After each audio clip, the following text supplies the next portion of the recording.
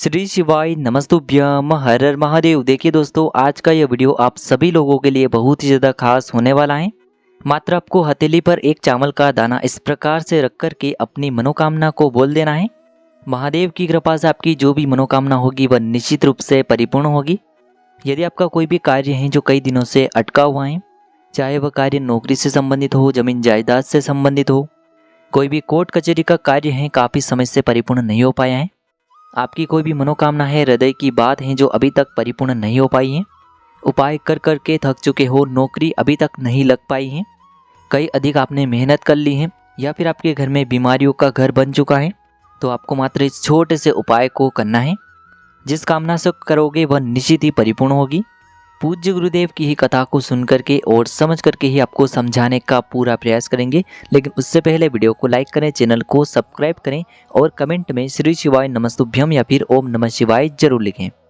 देखिए, आज के इस पूरे ही वीडियो में हम आपको 3 महा उपाय बताने वाले हैं जो आपकी कार्य सिद्धि के लिए, मनोकामना पूर्ति के लिए, नौकरी और बीमारियों को दूर करने के लिए होने वाले हैं। तो चलिए दोस्तों, जान लेते हैं पहले विशेष उपाय के बारे में। देखिए, यदि आपका ऐसा कोई भी कार्य है जो पूरा हो ही नहीं पा रहा है, कई दिनों से वह अटका हुआ है, यानी कि आपके व्यापार से जुड़ा हुआ कोई भी कार्य हो, जमीन जायदाद से जुड़ा हुआ कार्य हो, कोर्ट कचहरी से जुड़ा हुआ कार्य हो, तो उस कार्य की सिद्धि के लिए साथ ही साथ आपकी कोई भी विशेष मनोकामना है, तो इस विशेष उपाय को आपको इस गुरुवार के दिन अवश्य करना है। तो देखिए, इस उपाय को करने के लिए आपको एक प्यारी सी और सुंदर सी बेलपत्र लेनी होगी जो कहीं से भी खंडित नहीं होनी चाहिए। अगर बेलपत्र नहीं मिल पाती हैं तो शिवलिंग पर चढ़ी हुई बेलपत्र को आप पुनः शुद्ध जल से धो करके उसका उपयोग कर सकते हैं। इसी के साथ में आपको मात्र एक चावल यानी कि अक्षत का दाना लेना होगा जो कहीं से भी टूटा हुआ खंडित नहीं होना चाहिए। इसी के साथ में आपको 1 लोटा शुद्ध जल लेना होगा तांबे के पात्र के अंदर अपने घर से। गुरुजी अपनी प्रत्येक कथा में बताते हैं कि जो व्यक्ति अपने घर का जल शिवलिंग पर अर्पित करता है तो इससे आपके घर का जो वास्तु दोष है, पितृ दोष है या फिर काल सर्प दोष है, वह सभी प्रकार के दोष इस जल से दूर हो जाते हैं। तो देखिए, ये जो सभी सामग्रियां हैं इन्हें आपको लेकर के पहुंचना है भगवान शिव के मंदिर में। लेकिन यह उपाय आपको विशेषकर प्रदोष काल के समय में ही करना है। प्रदोष काल का जो समय है सूर्यास्त से 45 मिनट पूर्व शुरू होता है और सूर्यास्त के 45 मिनट बाद तक रहता है। तो इसी समय में आपको जाना है भगवान शिव के मंदिर में। देखिए, सबसे पहले तो आपके पास जो 1 लोटा शुद्ध जल है इससे आपको धीरे धीरे शिवलिंग पर अर्पित करना है। कुंदकेश्वर महादेव का मन में स्मरण करते हुए, सामने आपको स्क्रीन पर दिखाया जा रहा है, आपको कुंदकेश्वर महादेव का स्मरण करते हुए ये जल धीरे धीरे शिवलिंग पर अर्पित करना है।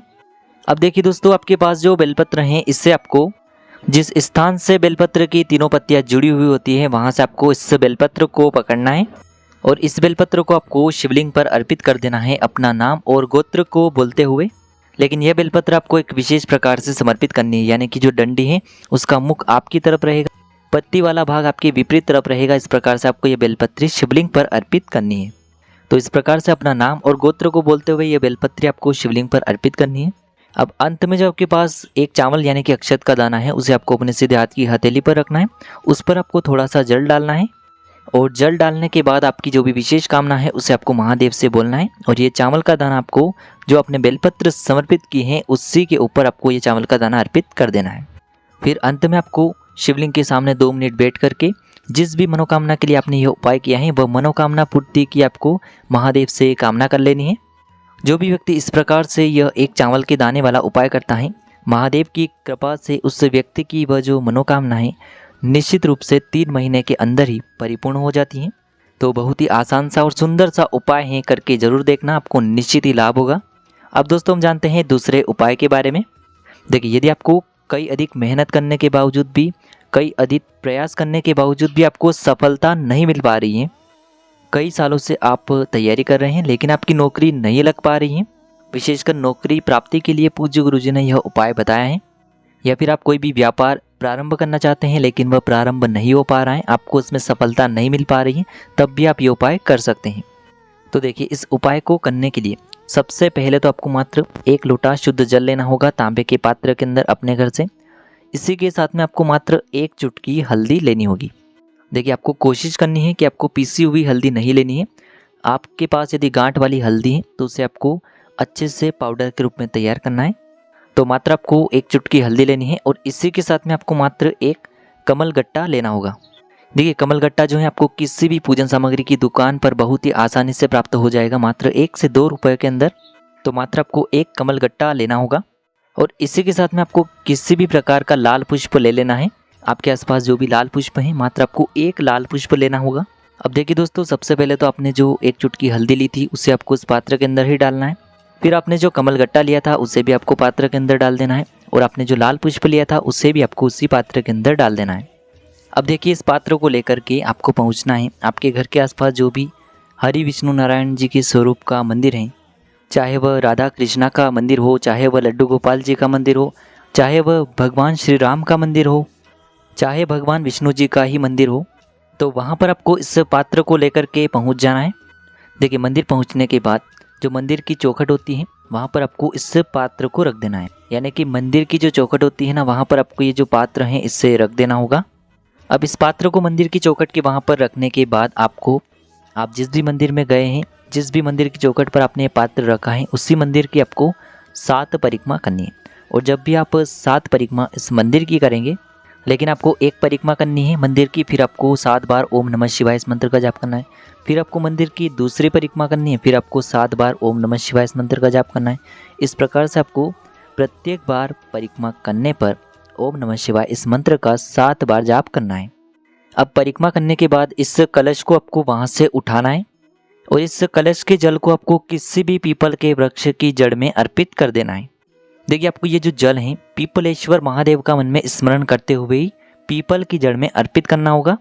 पूज्य गुरु जी ने बताया है, जो भी व्यक्ति इस उपाय को इस प्रकार से कर लेता है तो मात्र 2 महीने के अंदर ही महादेव की कृपा से आपके नौकरी के संयोग कहीं ना कहीं बन ही जाएंगे। साथ ही साथ जो भी व्यक्ति व्यापार के लिए यह उपाय कर रहे हैं तो उनका व्यापार भी बहुत ही अच्छे से चलने लगेगा। तो पूज्य गुरु जी का बहुत ही अद्भुत और चमत्कारिक उपाय है, करके जरूर देखना। अब हम जानते हैं तीसरे विशेष और अंतिम उपाय के बारे में। देखिए, यह उपाय विशेषकर उन लोगों को करना है जिनके शरीर में यदि किसी भी प्रकार की बीमारी है, रोग हैं, तो शरीर से बीमारियों को समाप्त करने के लिए विशेषकर आपको यह उपाय करना चाहिए। देखिए, इस उपाय को करने के लिए सबसे पहले तो आपको कच्चा दूध लेना होगा, यानी कि जिसे एक भी बार गर्म न किया गया हो, तो मात्र आपको 2 चम्मच कच्चा दूध लेना होगा। अब यह जो आपने 2 चम्मच कच्चा दूध लिया है, इसे आपको सबसे पहले तो एक स्टील के पात्र के अंदर डालना है, और उसी पात्र के अंदर आपको शुद्ध जल डाल करके कच्चे दूध से युक्त जल तैयार करना है स्टील के पात्र के अंदर। ध्यान रखें, कच्चा दूध कभी भी तांबे के पात्र के अंदर नहीं लिया जाता है, इसीलिए आपको स्टील का पात्र लेना है, और उसी में आपको कच्चा दूध और कच्चे दूध से युक्त जल तैयार करना है। अब देखिए, इस पात्र को आपको लेकर के पहुँचना है सबसे पहले पीपल के वृक्ष के वहाँ पर, यानी कि आपको ये जो जल है 3 जगहों पर समर्पित करना है। तो सबसे पहले आपको इस पात्र को लेकर के पहुंचना है पीपल के वृक्ष के वहां पर, और पीपल के वृक्ष के वहां पर आपको इस पात्र में से थोड़ा सा जल समर्पित करना है। पीपलेश्वर महादेव का मन में स्मरण करते हुए आपको पीपल के वृक्ष की जड़ में थोड़ा सा जल अर्पित कर देना है। सामने स्क्रीन पर दिखाया जा रहा है, आपको पीपलेश्वर महादेव का स्मरण करते हुए थोड़ा सा जल पीपल की जड़ में अर्पित करना है। अब इसी पात्र में से आपको थोड़ा सा जल अर्पित करना होगा बेलपत्र के वृक्ष के वहां पर। आपको बिल्वेश्वर महादेव का मन में स्मरण करते हुए थोड़ा सा जल बेलपत्र के वृक्ष के नीचे भी समर्पित कर देना है। सामने आपको स्क्रीन पर दिखाया जा रहा है। अब देखिए दोस्तों, तीसरा जो स्थान है, यदि आपके घर के आसपास आंवले का वृक्ष है तो वहाँ पर भी आप ये जल अर्पित कर सकते हैं। आंवले का वृक्ष नहीं है तो फिर आप शमी के वृक्ष के वहाँ पर भी अर्पित कर सकते हैं। जब भी आप शमी के वृक्ष के वहाँ पर ये जल अर्पित करेंगे तब आपको सोमेश्वर महादेव का मन में स्मरण करते रहना है। तो इस प्रकार से जल अर्पित करने के बाद आपके शरीर में जो भी रोग हैं, बीमारी हैं, वह दूर करने की आपको प्रार्थना कर लेनी है। यकीन मानिए, जो भी व्यक्ति इस प्रकार से यह उपाय कर लेता है तो उसके शरीर में कभी कोई रोग नहीं उत्पन्न होता है, और यदि शरीर में कोई रोग हो भी चुका है तो वह धीरे धीरे करके समाप्त होने लगता है। तो देखिए दोस्तों, इस प्रकार से आज के इस वीडियो में हमने आपको 3 महा उपाय बताए हैं। जो भी उपाय आपके लिए उचित हैं, सरल हैं, उसे आप कर सकते हैं। यदि आपको उपाय से जुड़े हुए किसी भी प्रकार के सवाल रहते हैं तो कमेंट में पूछ लें। श्री शिवाय नमस्तुभ्यम। हर हर महादेव।